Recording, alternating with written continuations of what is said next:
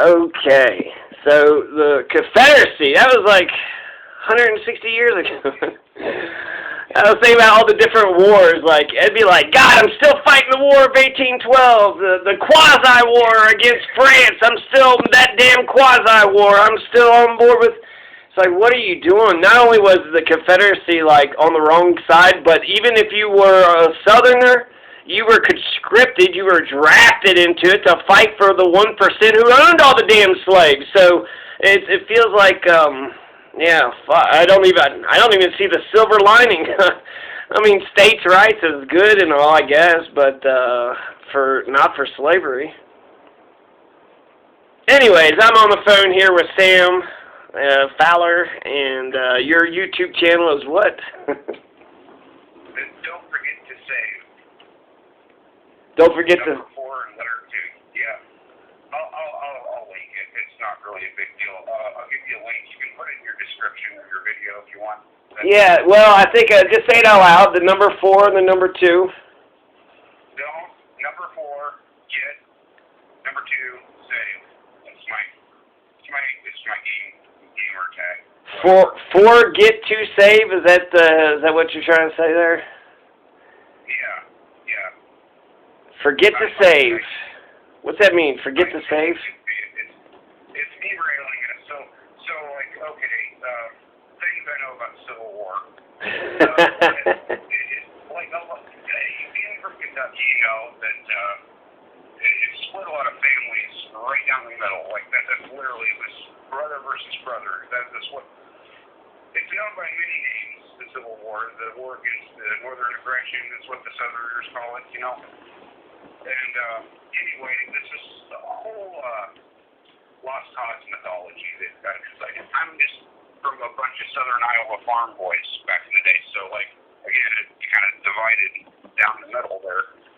And like I don't know, my family served in the military from the Civil War on up to hell the last Iraq thing that they had or whatever. I mean, it's been a pattern throughout the family. I was a military brat. I never served in the military because by the time I was old enough, I'd had enough of that kind of life.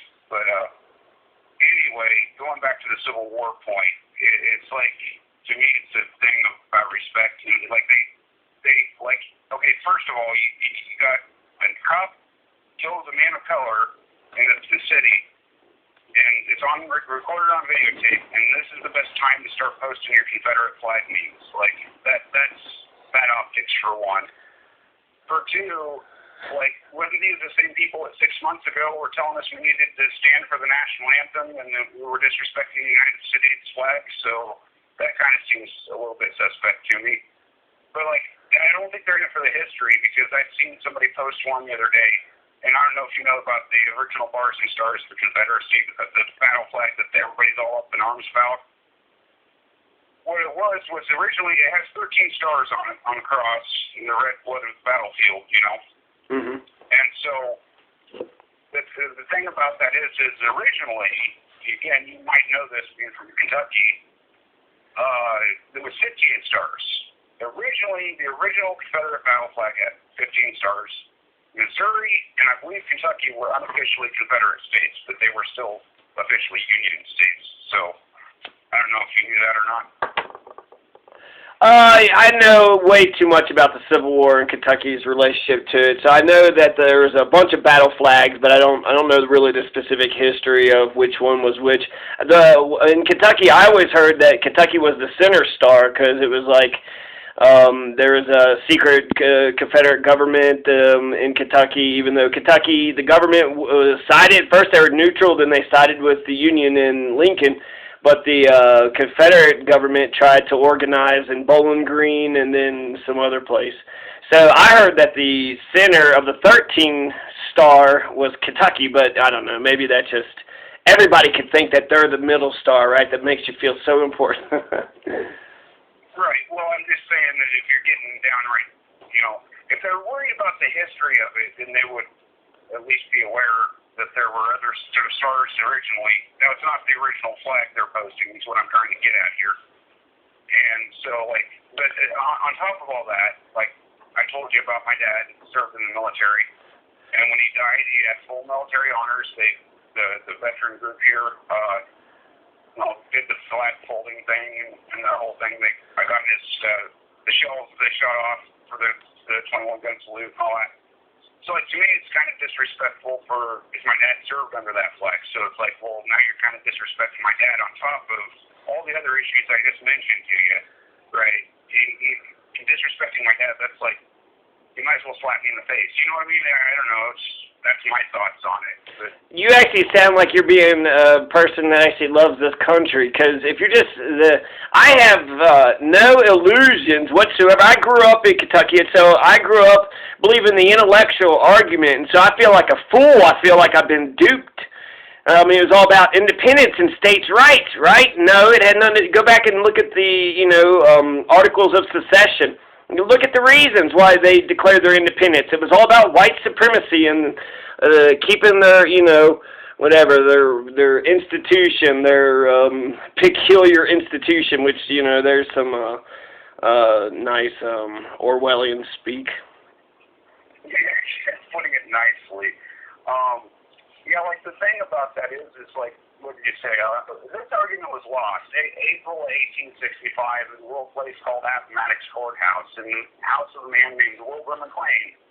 Now, Wilbur McLean himself is an interesting story. He can rightly claim that the Civil War began in his front yard and ended in his front parlor.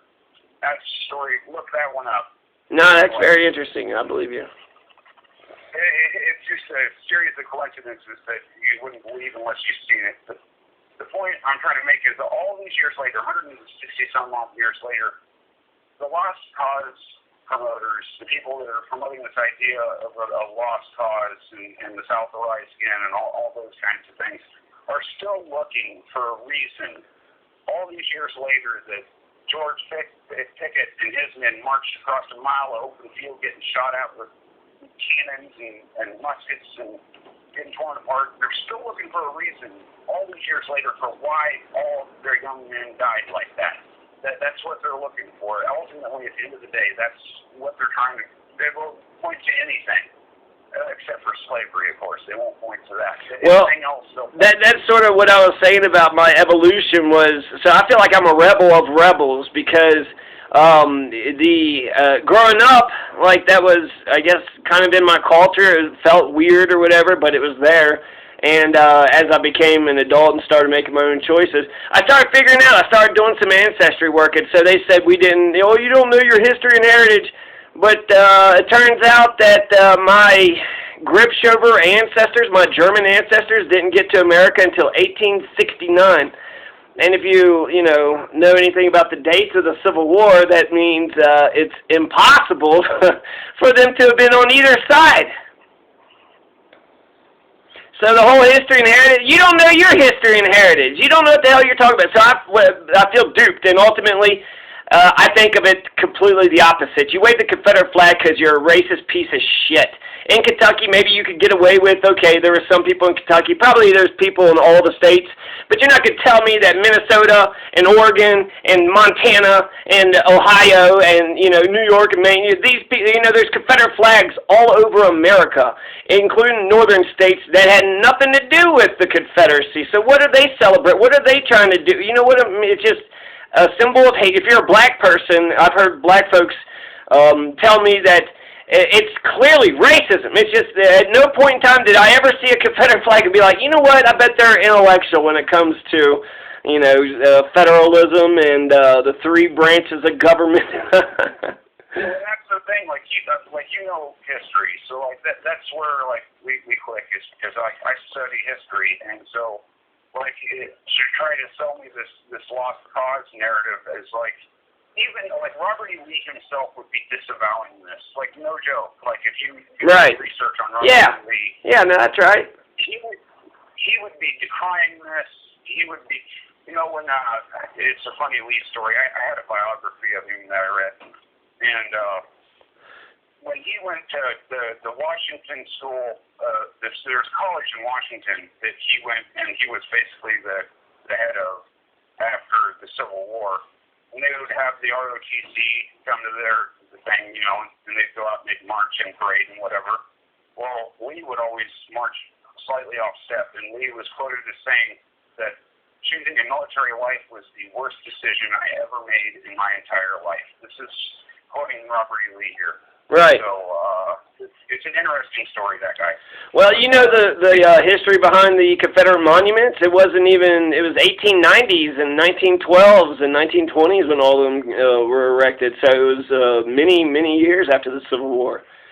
The ones in Louisiana, like those ones, like if you just do a perfunctory, like Tim Shai, he does a thing except the racist-o-meter, right? It's just a little cardboard cutout and Bill arrow goes to slightly racist to show the picture of Adolf Hitler, you know. Right. Kind of range, and a lot of those monuments were used for inciting racial tensions and things of that nature. So, like, I guess it's all in how you use it, I guess. That's what I would say to that. Like, I wouldn't be opposed to, like, preserving it historically in a controlled environment, but then just to put it on your city square with a Confederate flag flying. I don't know. There's a line there. You know what I mean? There's a line.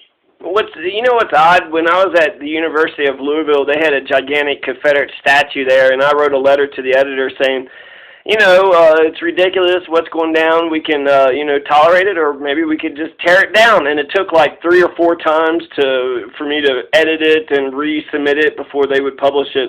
And I got like I mean, you're not supposed to do anything for credit, but I felt like I got one person told me they disagreed with me, and that was it. And then nobody ever mentioned it again. And now it's like all the rage. I agree. I think I mean, put it in a museum or what have you. But I saw this one meme that said there's no statues of Hitler, and everybody still remembers him. So it's not that we need to. I mean, we need to memorize this history. What history are we talking about? So if it's all this racism, do you know the history of Reconstruction? There was a bright, shining moment for black people in the 1800s, right after the Civil War, for up until 1877. They had Reconstruction, and Reconstruction had an occupied force of the feds in the South protecting black people's rights. And the South Carolina, the majority, had a constitutional convention, black folks did. In South Carolina, the majority was black folks, and they wrote the Constitution. They wrote the Constitution to South Carolina. So this was in Reconstruction. So for a moment, you know, black people had their day in the sun, and then it's going to go, you know, back to segregation, and then it's going to go back to, you know, having a two-tiered, two-class society, kind of a white racial dictatorship, right? So, but until 1877, so, okay, we got Reconstruction, Lincoln said free the slaves, now we got, you know, now there's, you know, all these slaves are freed, so now we got to integrate, right? So we tried to do that for 16 years, and then the election of Rutherford B. Hayes, Hayes v. Tilden, Samuel Tilden, he made a compromise. It was very close. It went to the Electoral College, and Rutherford B. Hayes and Tilden, they made a compromise saying, okay, we'll give the Republican power, but we're going to pull the troops. We're going to pull the troops out of the South. And once they pulled the troops out of the South, the white supremacists just used terrorism. They just used outright terrorism, KKK terrorism, scared everybody from the polls, and then by the, you know, by 1880s, 1890s, all the white supremacists were back in power. So that's when all these Confederate monuments, you know, were erected after Reconstruction, after the white supremacists. I actually just saw a Vox, I think, video that was talking about how Wilmington, West Virginia, Wilmington, Virginia, where's Wilmington at? Ohio? But Wilmington, there was a coup d'etat in Wilmington, so wherever that city is, but there was a coup d'etat by white supremacists. They won a landslide election, but there was still a couple people that was still, you know, for integration, and they just said these people need to, you know, get out of town by tomorrow, and they all fled because they were all going to get attacked. 40 black folks are going to get killed. So it was a violent coup d'etat. They didn't, you know, they took over they won a couple of their elections, but they violently took over the entire thing.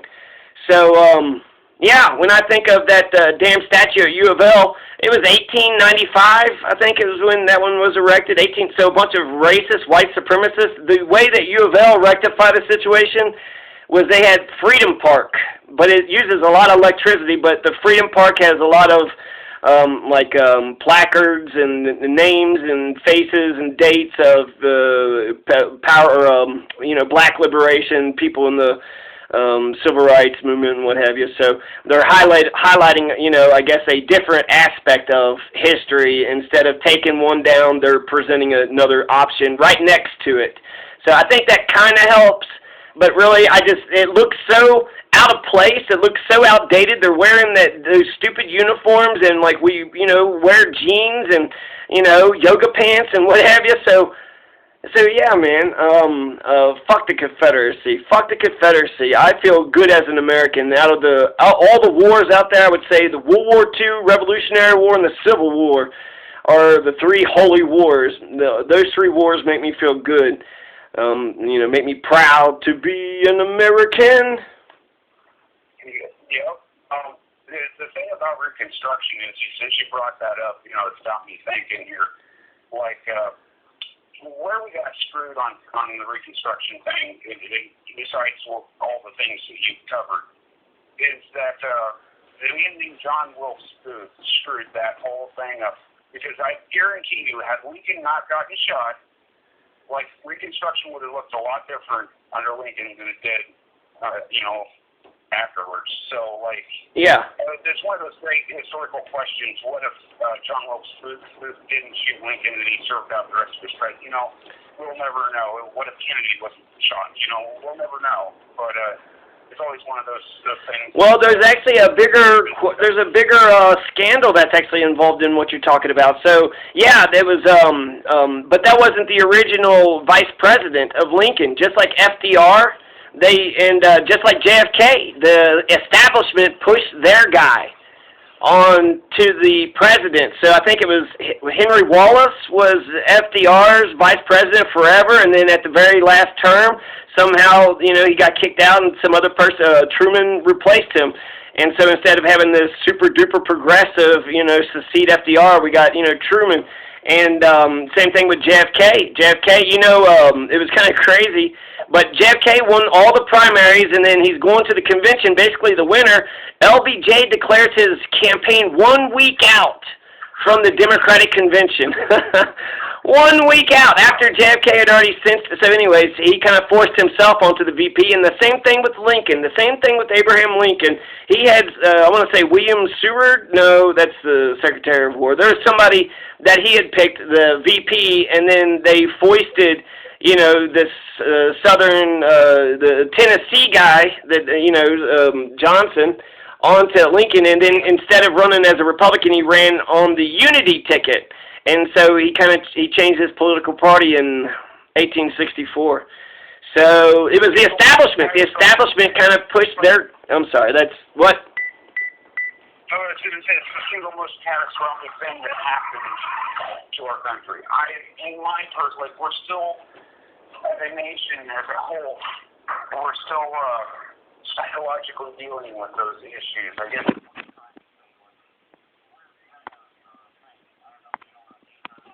I totally know what you mean. When I went at University of Louisville, I took a shit ton of Black Studies courses, and so I identify with the oppressed. And there's a lot of things. I mean, just the Black people are very expressive, and that comes from the days of slavery. That came from shucking and jiving and what have you. So they've always had this self-expressive culture. And then also think about this, your work ethic. If you're you work and you get everything that you earn, that makes sense to work hard. But if you're working for you ain't working for shit, you're working for nothing, are you going to, work as hard as you can, or are you going to just kind of, dick around? So I feel like, there's definitely a lot. And then actually black and white. The whole notion of what is black and what is white. Black is not free, black is slave, and white is free. So the whole notion of white versus black came from the racialization of slavery in America. So yeah, I definitely agree that there's reverberations from our history, definitely. Well, it's like it's like as a country we have PTSD or something. I'm not trying to make light of it. I'm just saying that's kind of how. I don't know, that's how I feel personally about it, but maybe that's just my perception of it too. Well, maybe, but I feel like a lot of white people don't want to say. White people feel like they're getting blamed, and so they would rather not talk about it. And so, but Trevor Noah had this bit about South Africa after apartheid, after Nelson Mandela, after all that ended.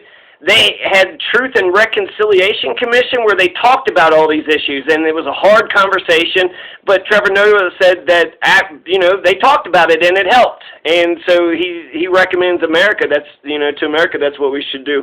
So I think there is kind of a PTSD, but I feel like the way I look at it is that, America, how great is America that we set up this system that we deposed of slavery. We got rid of it. So, I mean, it's a terrible thing in our history, but we progress and we move forward. And so, actually, when I think about, like, all the stuff that we want today, universal health care, stopping police brutality, stopping the war, I love that Abraham Lincoln came out of nowhere and just, elbow dropped the whole nation, right? Just said, fuck you guys. We're ending slavery. We're the United States of America. We're going to stick with the Union. And, damn all you heathens to hell. So, I freaking love Abraham Lincoln. He's like the greatest Kentuckian next to Muhammad Ali. Between Abraham Lincoln and Muhammad Ali, those are my two favorite Kentuckians. Funny story about Lincoln when he was president, when he had, McClellan or somebody as his general, he would stay up till like 2 or 3 in the morning. He'd have his little candle there, and he'd read old military books and stuff, trying to learn how to lead an army. Like the guy, just think about it.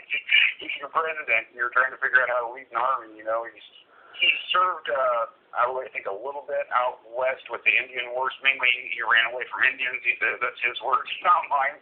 So he had a very self-deprecating sense of humor. I like Lincoln a lot. I'm sad that it ended the way it did. I think that John Wilkes Booth hurt the South more than he ever helped them. And that whole section of history is just like it needs to end. We need to put an emotional end.